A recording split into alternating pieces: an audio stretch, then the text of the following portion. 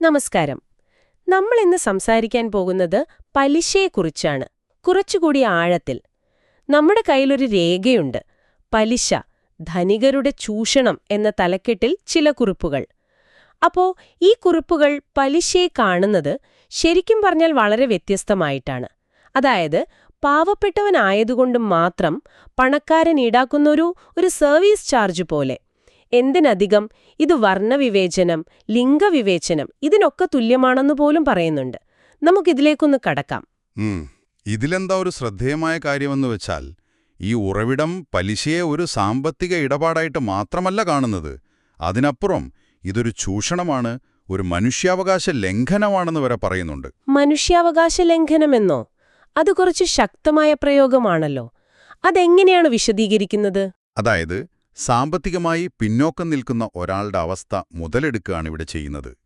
പണം അത്യാവശ്യമുള്ള ഒരാൾക്ക് അയാൾക്ക് പണമില്ല എന്ന ഒറ്റ കാരണം കൊണ്ട് കൂടുതൽ പണം കൊടുക്കേണ്ടി വരുന്നത്. അതൊരു അടിസ്ഥാനപരമായ നീതികേടാണെന്നാണ് ഈ വാദം. കടം വാങ്ങുന്ന ആളല്ല കുറ്റക്കാരൻ, മറിച്ച് ആ അവസ്ഥയെ മുതലെടുക്കുന്ന പണക്കാരും.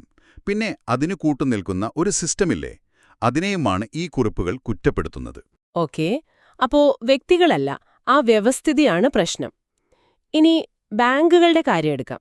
നമ്മളൊക്കെ സ്ഥിരം ഇടപഴകുന്നതാണല്ലോ. ബാങ്കുകൾ പല സേവനങ്ങളും സൗജന്യമായി തരുന്നുണ്ടല്ലോ.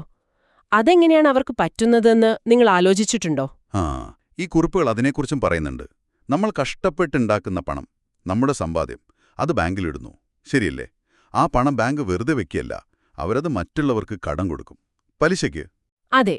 അപ്പൊ നമ്മുടെ പണം ഉപയോഗിച്ച് അവർ പലിശയുണ്ടാക്കുന്നു. ചിലപ്പോ ഒന്നുമില്ലാത്തൊരവസ്ഥ. അതാണ് നമുക്ക് തിരിച്ചു കിട്ടുന്നത്. ഇതിനെ ഒരു വലിയൊരു ചിത്രത്തിൽ കാണുമ്പോഴാണ് ഈ ചൂഷണത്തിന്റെ ഒരു സ്വഭാവം മനസ്സിലാവുന്നത്.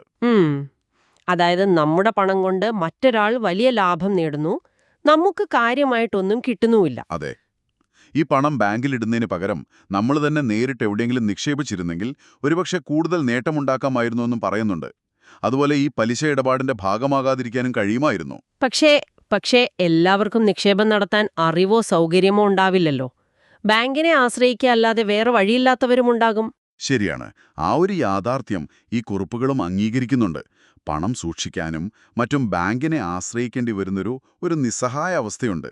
എന്നാലും ഈ സാമ്പത്തികമായ കാര്യങ്ങളെക്കുറിച്ച് നമ്മൾ കുറച്ചുകൂടി അറിയണം, മറ്റു വഴികൾ തേടണം എന്നൊരു സൂചനയും ഇതിലുണ്ട്. നമ്മുടെ പണം നമുക്ക് വേണ്ടി വർക്ക് ചെയ്യിക്കണം. അതാണ്. അപ്പോ ഇതിൽ നിന്നൊക്കെ എന്താണ് നമുക്ക് മനസ്സിലാക്കാൻ പറ്റുന്നത്? ഈ കുറിപ്പുകളനുസരിച്ച് പലിശ എന്നത് ദാരിദ്ര്യത്തെ മുതലെടുക്കുന്ന ഒന്നാണ്, ഒരു ചൂഷണമാണ്.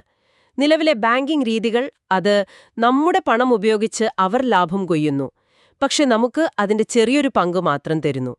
ഇതിനൊരു ബദലായിട്ട് പണം വെറുതെ ബാങ്കിലിടാതെ നിക്ഷേപ സാധ്യതകൾ നോക്കാനാണ് ഈ ഉറവിടം പറയുന്നത്. അതെ, ഇത് ശരിക്കും ഒരു പ്രധാനപ്പെട്ട ചോദ്യമാണ് നമ്മളിലേക്ക് എത്തിക്കുന്നത്. ഈ ലേഖനം പറയുന്ന കാര്യങ്ങളൊക്കെ വെച്ച് നോക്കുമ്പോൾ ഈ പറയുന്ന മൂല്യങ്ങളുമായി, അതായത് ചൂഷണമില്ലാത്ത കുറച്ചുകൂടി നീതിയുക്തമായ എന്ത് ബദൽ സംവിധാനങ്ങളെക്കുറിച്ച് നമുക്ക് ആലോചിക്കാൻ പറ്റും? അല്ലെങ്കിൽ വ്യക്തിഗത തലത്തിൽ തന്നെ നമ്മുടെ സാമ്പത്തിക കാര്യങ്ങൾ എങ്ങനെ കുറച്ചുകൂടി മെച്ചപ്പെട്ട രീതിയിൽ കൈകാര്യം ചെയ്യാം? എന്തൊക്കെ തന്ത്രങ്ങൾ ഉപയോഗിക്കാം? തീർച്ചയായും ഇതൊക്കെ നമ്മൾ ആലോചിക്കേണ്ട കാര്യങ്ങൾ തന്നെയാണ്. ഈ ഒരു വിശകലനത്തിന് സമയം കണ്ടെത്തിയതിന് വളരെ നന്ദി.